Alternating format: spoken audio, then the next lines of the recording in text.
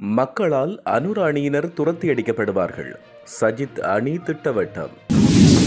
நாட்டை படுகுழியில் தள்ளிய ராஜபக்சர்கள். நாவலின் கருத்துக்கு சுனில் கெந்துனெத்தி பதிலடி. யாழ் நல்லூர் ஆலய வளாகத்துக்குள் அசைவ உணவகம். தவறிழைத்துள்ள யாழ் மாநகர சபை. ஆனையிரவு உப்பளத்தில் என்ன நடக்கிறது? உண்மையை மறுக்கும் அரசு. கைது செய்யப்படவுள்ள நாமல் ராஜபக்ஷ. சர்வதேச நீதிமன்றத்தில் பல நகர்வுகள். அனுர அரசுக்கு கிடுக்குப்பிடி. வடக்கு கிழக்கில் ரகசியமாக கபலீகரம் செய்யப்படும் பல ஏக்கர் நிலங்கள். இலங்கைக்கு எதிராக பிரித்தானியா கனடாவில் கடுமையான நிலைப்பாடுகள்.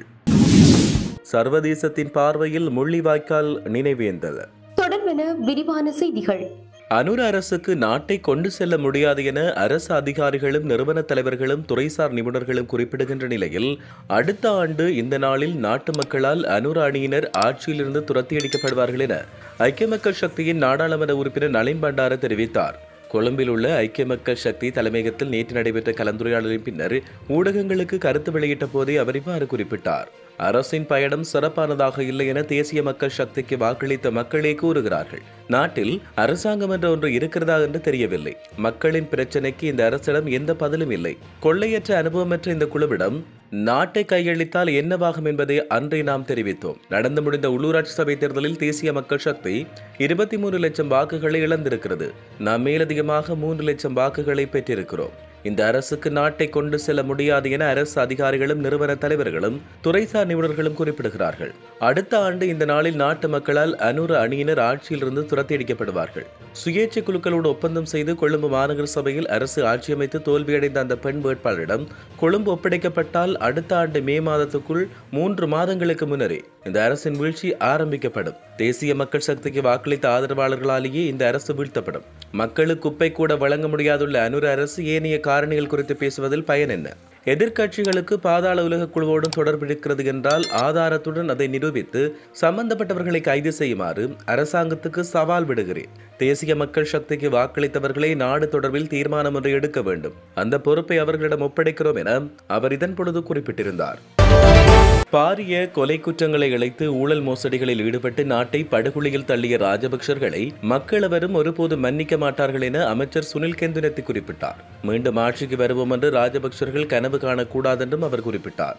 ராஜபக்சர்களை சிறைக்கு அனுப்புவதால் நாட்டு மக்களின் அடிப்படை பிரச்சினைக்கு தீர்வு கிடையாது. ராஜபக்சர்களையும் கடந்த அரசாங்கத்தையும் விமர்சித்துக் கொண்டிருக்காமல் சமூக கட்டமைப்பில் காணப்படும் அடிப்படை பிரச்சினைகளுக்கு தீர்வு காணுங்கள் என அனுர அரசிடம் ஸ்ரீலங்கா பொதுஜன பெரமுனவின் நாடாளுமன்ற உறுப்பினர் நாமல் ராஜபக்ஷ வேண்டுகோள் விடுத்தார்.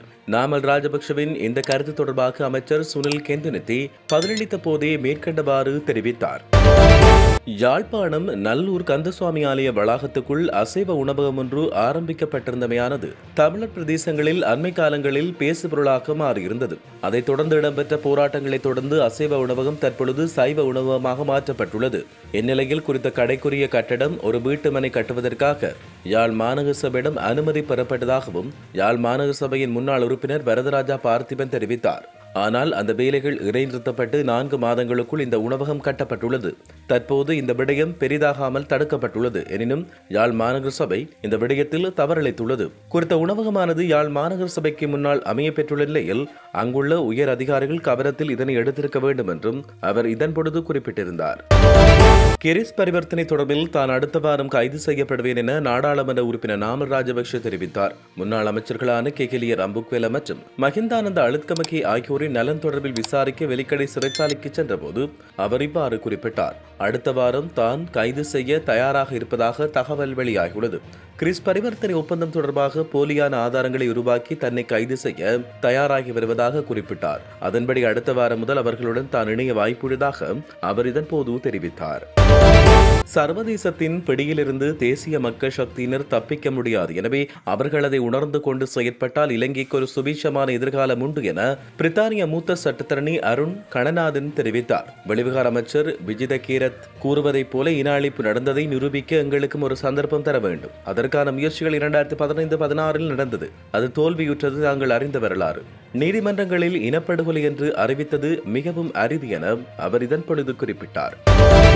வடக்கு கிழக்கில் பொதுமக்களின் காணிகளை அபகரிப்பு செய்வதென்பது சர்வசாதாரணமாகிவிட்டது.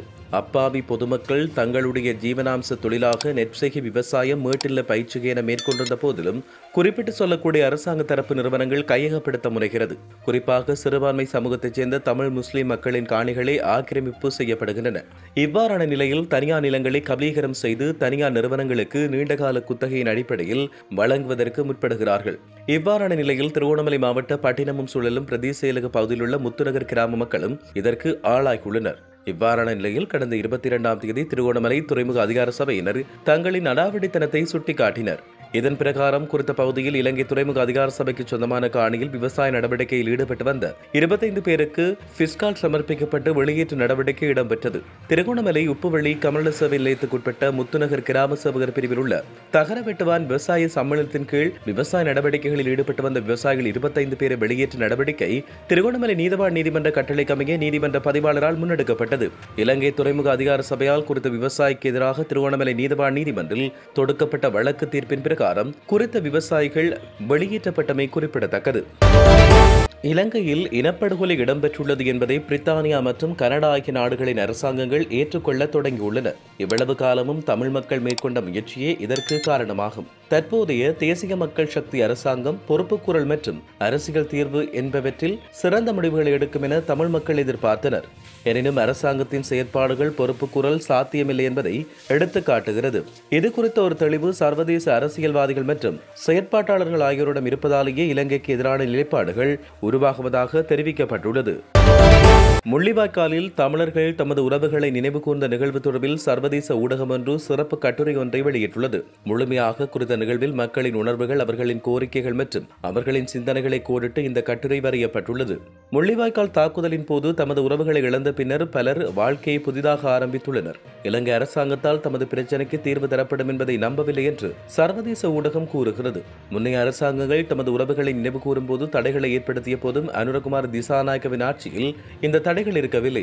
அதே சமயம் அனுரகுமார் திசாநாயக்க தேர்தலுக்கு முன்னர் வழங்கிய உறுதிமொழிகள் நிறைவேற்றப்பட்டு தமது காணாமல் போன உறவுகள் கண்டுபிடிக்கப்படுவார்களா, காணிகள் திரும்ப வழங்கப்படுமா, அரசியல் கைதிகள் விடுவிக்கப்படுவார்களா என்ற கேள்விக்கு தமிழ் மக்கள் இன்னும் பதில்களை தேடிக் கொண்டிருக்கின்றனர். எனினும் முள்ளிவாய்க்காலில் பாதிக்கப்பட்ட தமிழர்கள் மத்தியில் அனுரகுமார் திசாநாயக்கவின் உறுதிமொழிகள் தொடர்பில் கலவையான கருத்துக்கள் வெளியாகிக் கொண்டிருப்பதாக சர்வதேச ஊடகங்கள் செய்தி வெளியிட்டுள்ளன. இந்த அரசாங்கம் தமது அபிலாஷைகளை நிறைவேற்றும் என்று தாம் ஒருபோது நம்பவில்லை. அவ்வாறு நிறைவேற்றிய பின்னர் அதனை நம்பலாம் என்றும் சிலர் தெரிவித்தனர்.